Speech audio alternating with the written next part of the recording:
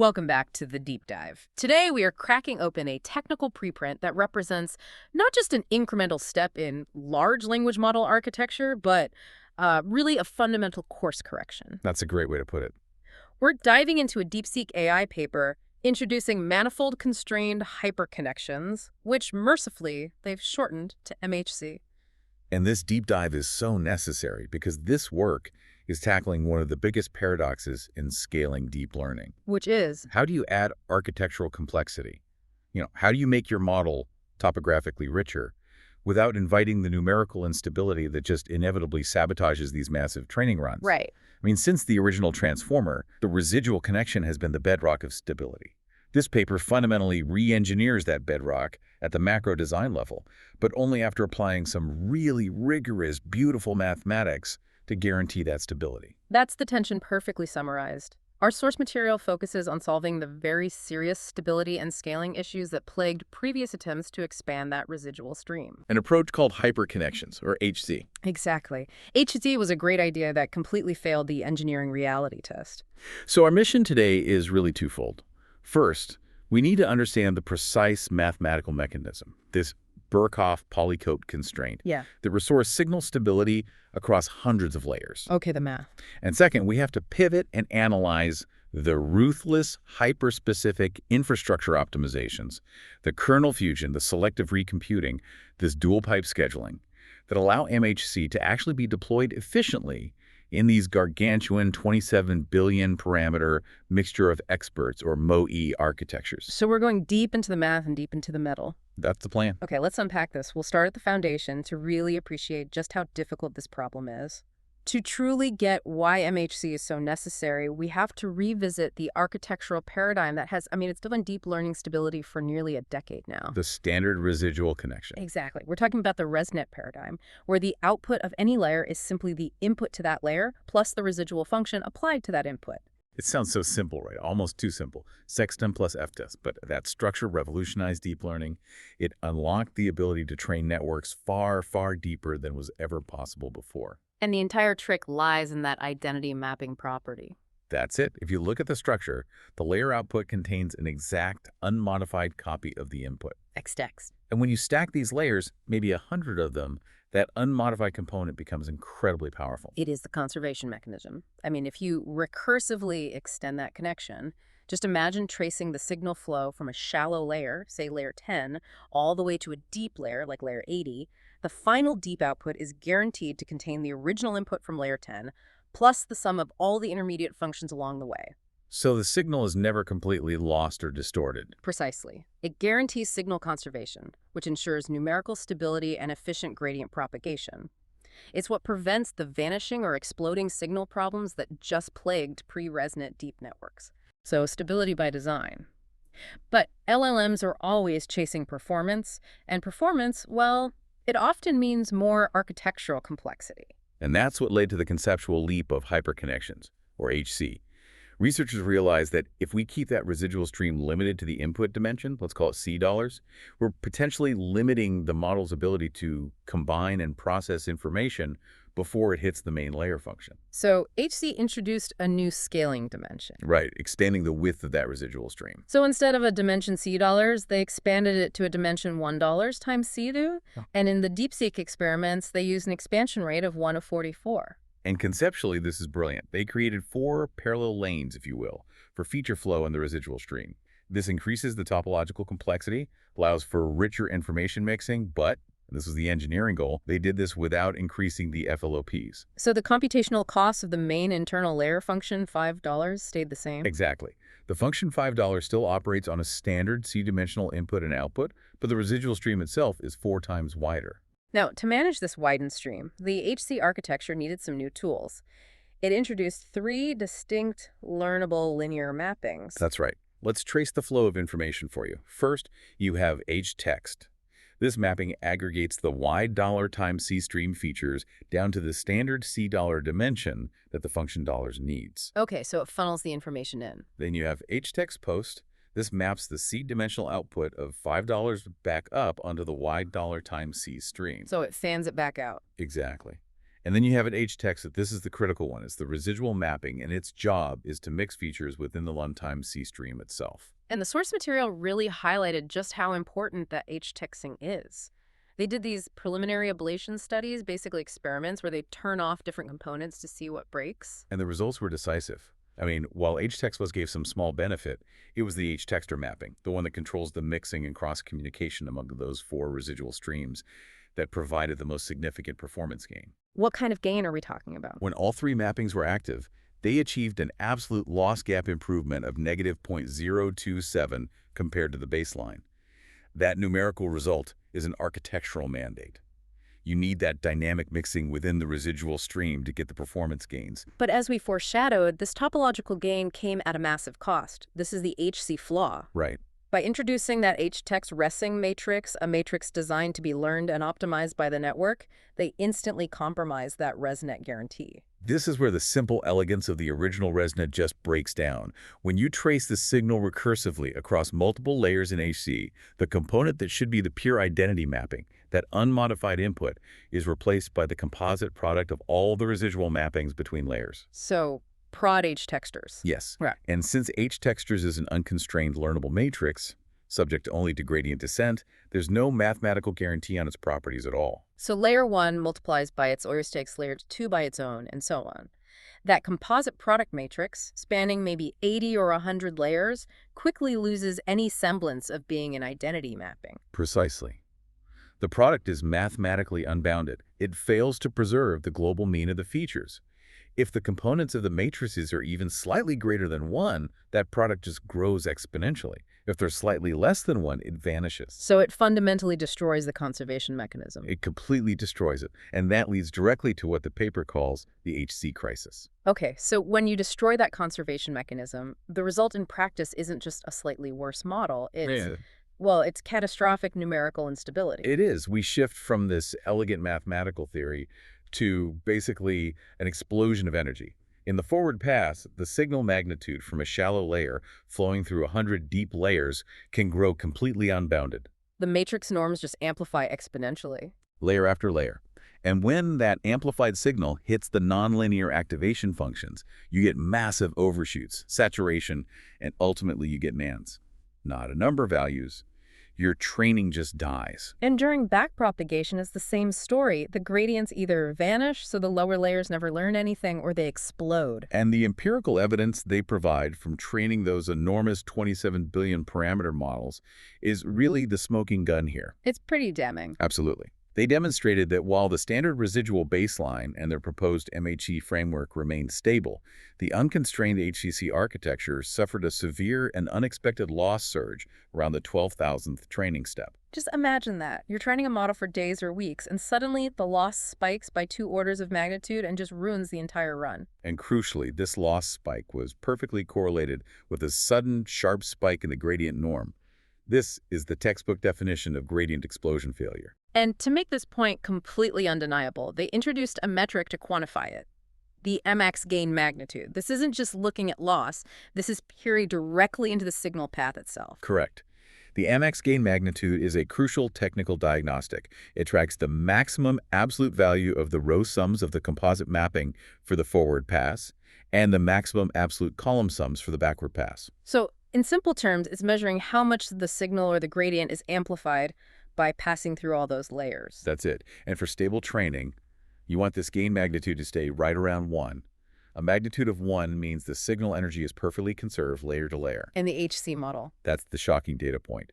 In the unconstrained HC model, the mx gain magnitude yielded extreme unstable values with peaks reaching 3,000. To put that in perspective for you, the signal is being amplified by a factor of 3,000 relative to the stable value of 1. That is a divergence of 3 orders of magnitude.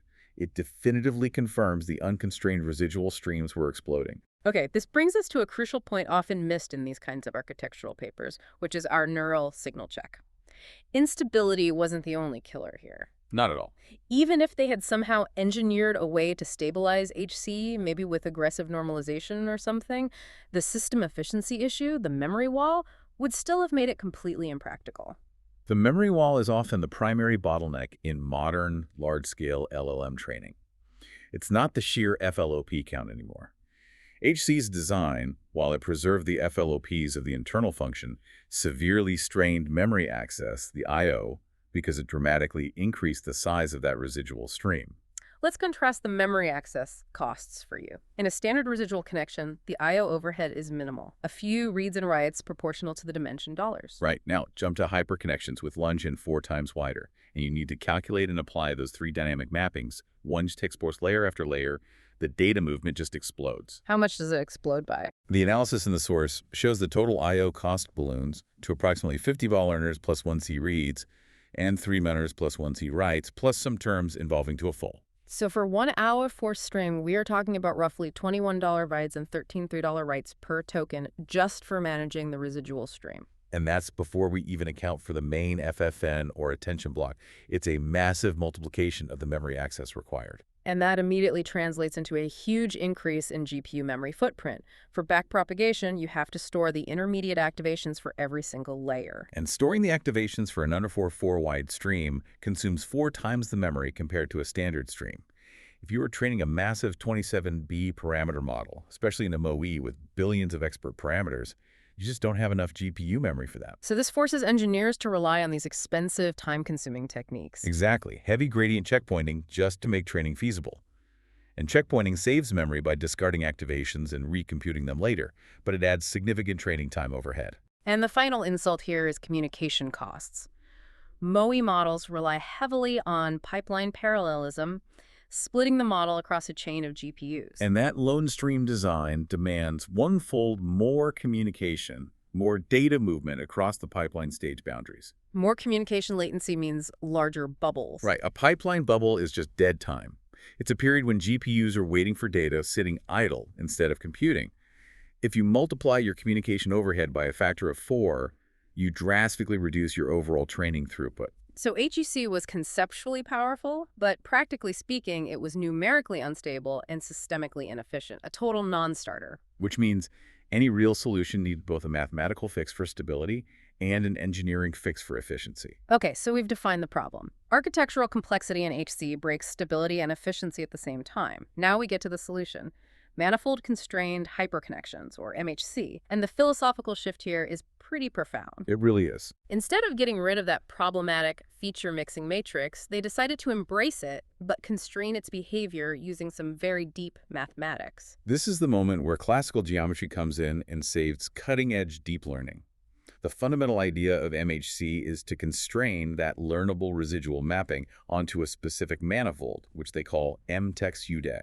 A manifold, in this context, is basically a defined geometric space, right? A set of matrices with known, desirable properties. That's it, exactly. By forcing H to live within this constrained space, they restore the benefits of the identity mapping property, but without losing the power of feature mixing. And the specific manifold they chose is the Birkhoff polytope. It sounds intensely technical. It does, but it's actually rooted in these really robust concepts of flow and conservation. The Birkhoff polytope is defined as the set of doubly stochastic matrices. Let's pause on that, because that's the core of the whole stability guarantee. What does doubly stochastic actually mean? It means a matrix has to satisfy 2 very rigorous conditions. First, all of its entries must be non-negative. Okay, simple enough. And second, the sum of the entries in every single row must equal exactly 1. And the sum of the entries in every single column must also equal exactly 1. That constraint summing to 1 across both rows and columns, that's the key to conservation, isn't it? It is the conservation law. Think of it like a budget constraint or flow conservation in physics. If you have 4 residual streams, for 1 enter of $4, the row constraint means the energy flowing out of a given stream is distributed entirely among all the other streams, without creating or destroying energy. And the column constraint. That means the energy flowing into a stream comes entirely from the other streams, again, without any energy just vanishing into thin air. It guarantees total signal conservation. So why this specific constraint? Why doubly stochastic? The source material details 3 pretty rigorous theoretical benefits that directly counteract that HC crisis. The first benefit is the most direct fix for gradient explosion. It's norm preservation.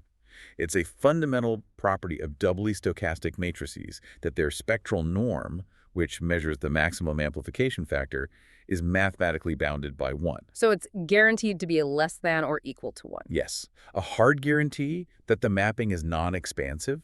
It simply cannot amplify the signal magnitude exponentially. It makes the gradient explosion we saw in mHC physically impossible within this constrained space. And the second benefit ensures that the stability holds across the entire depth of a massive model, which was the whole problem with that composite product. That's the power of compositional closure. Yeah. If you multiply 2 or more doubly stochastic matrices together, the resulting composite matrix is also doubly stochastic. So stability is preserved at every step. Exactly. If Oakes' text at layer 1 is stable and at layer 2 is stable, then the product is also guaranteed to be stable and non-expansive. This guarantees the conservation mechanism holds for the entire composite mapping, finally restoring the spirit of the identity mapping that HSE destroyed. That's a powerful structural guarantee.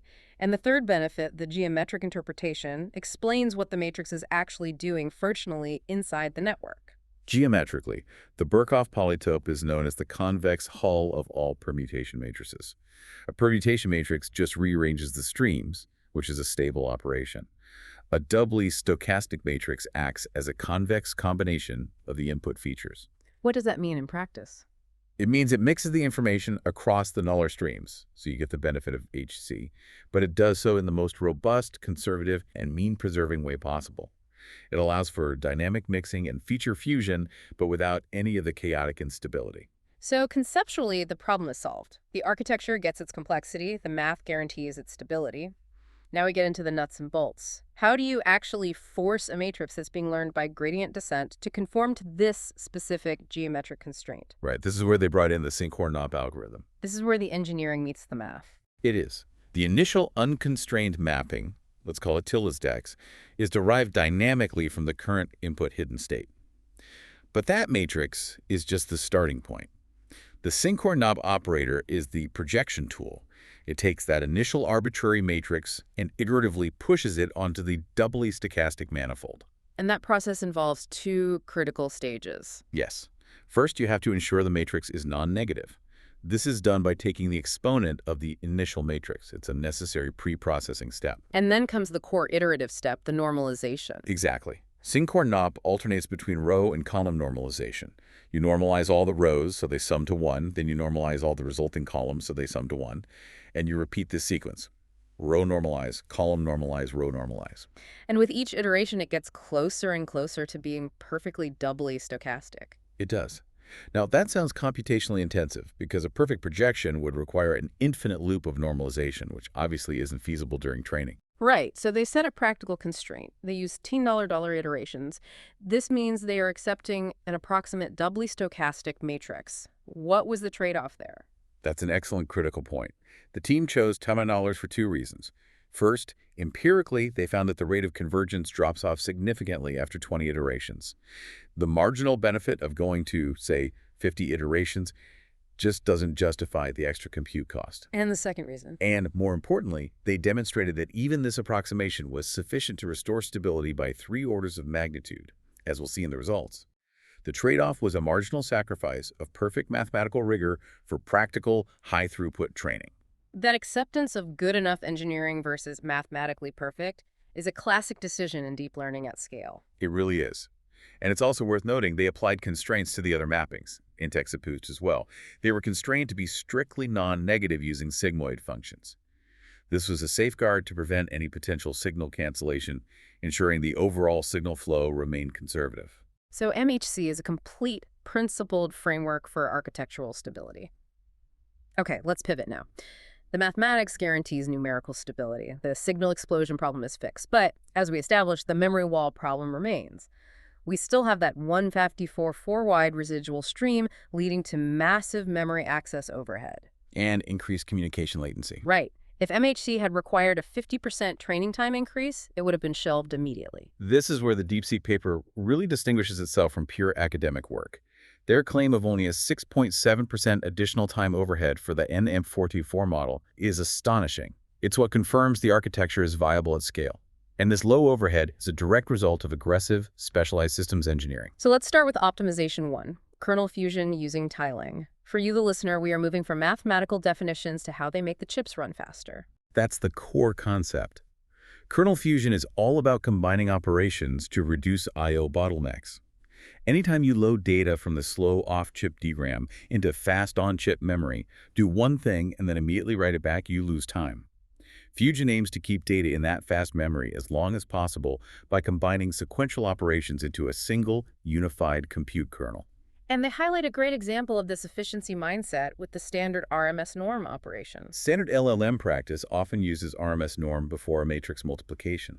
But RMS norm involves reading and scanning the entire high-dimensional hidden state vector. When that vector is $1 times c wide, that scan is a substantial latency cost. So they reordered it. Yes. They realized they could maintain mathematical equivalence by delaying the final normalization step, the division, until after the matrix multiplication. It's a subtle trick, but it's highly effective. It reduces redundant high-dimensional memory access. And to implement all the complex calculations for the mappings and the iterative Sinkhorn NOP, they didn't rely on standard libraries. They used specialized kernels implemented with TileLang. TileLang, for those unfamiliar, is a domain-specific language, a DSL designed to generate optimized code for GPUs.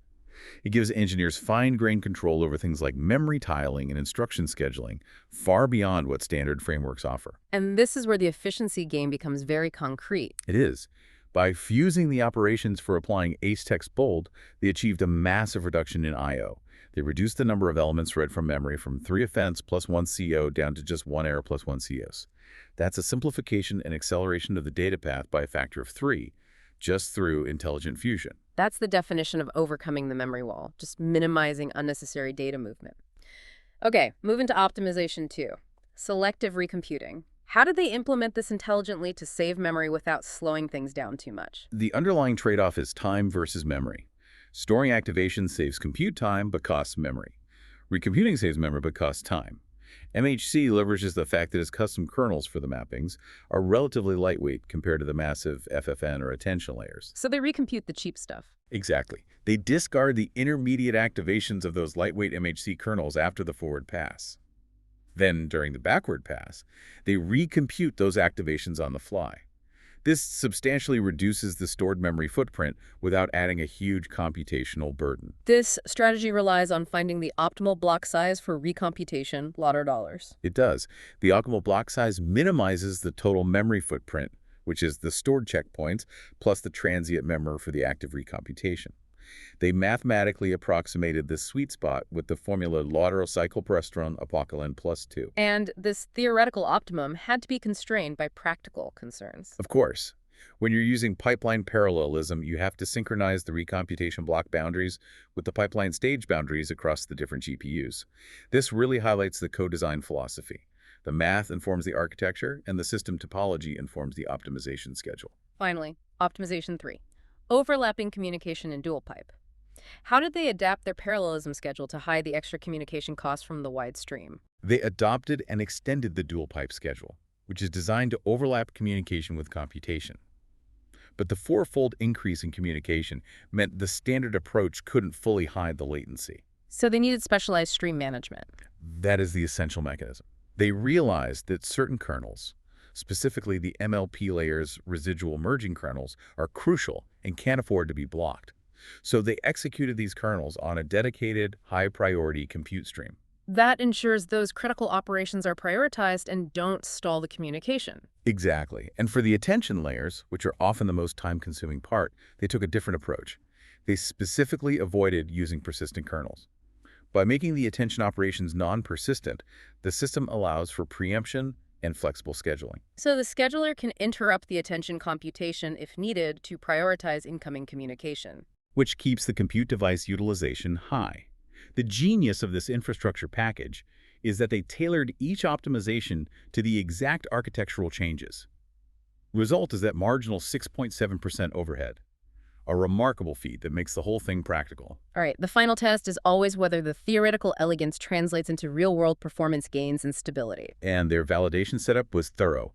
MOE architectures testing across 3B, 9B, and that critical 27B model size, all using the any four-player expansion. And the first, most critical result was stability. It was. We remember that catastrophic loss surge in the HC model. The results confirm mHC completely eliminates this.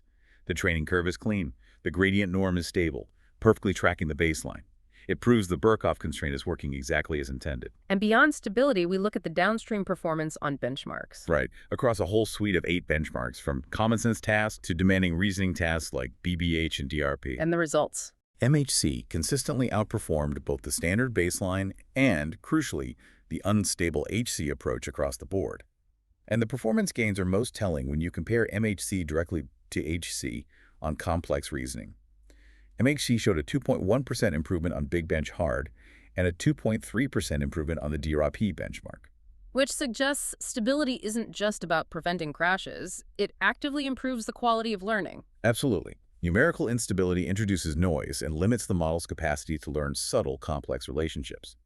By stabilizing the signal flow, mHC ensures that the rich feature mixing is translated into genuinely better learning rather than being drowned out by signal chaos. Okay, let's run our final neural signal check and look under the hood again at the propagation dynamics. This is the ultimate proof. We need to revisit that AMX gain magnitude metric. Yes, we recall the unconstrained HC model peaked at a magnitude of 3,000, an absolute disaster.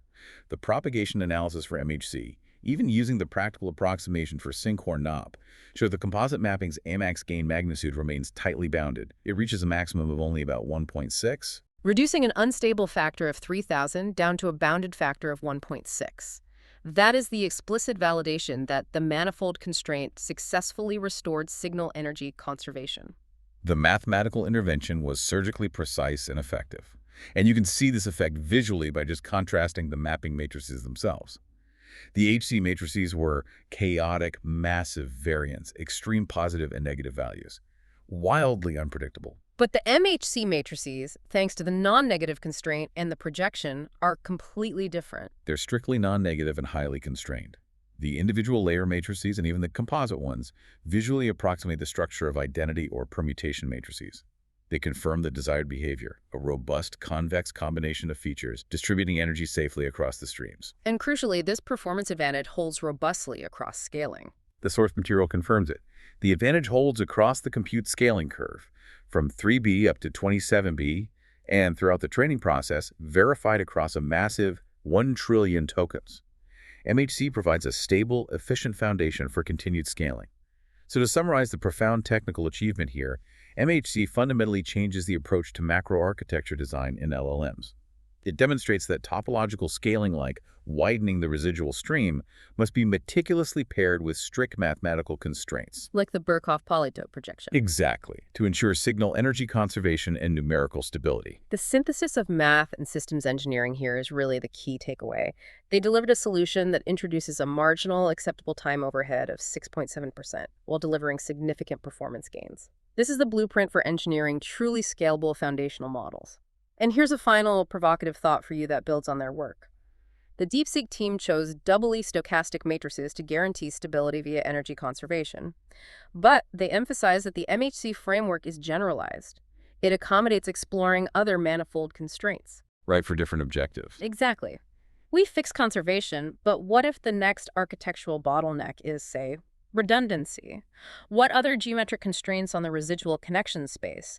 Maybe constraints that enforce sparsity to encourage more focused flow, or low-rank structures to promote shared features. What breakthroughs could they yield? It really confirms that the co-design of macro architecture and pure mathematics is the critical frontier. And that design space is still wide open. That was a deep dive into the math and engineering behind manifold-constrained hyper-connections.